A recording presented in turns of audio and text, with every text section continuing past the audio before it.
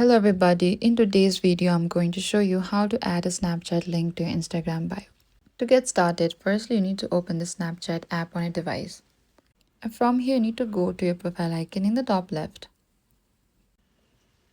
So once you get inside the profile, you need to select the download icon in the top. And from here you can simply select copy in the bottom left again. And now you need to open your Instagram app and make sure you are signed into your account. And next tap your profile icon in the bottom right. And here you need to select edit profile in the top left.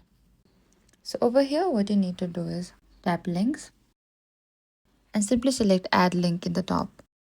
So over here you need to simply paste the link of your Snapchat and select check mark in the top right.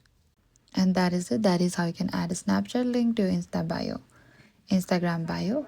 Thank you for watching this video. I hope this video was helpful.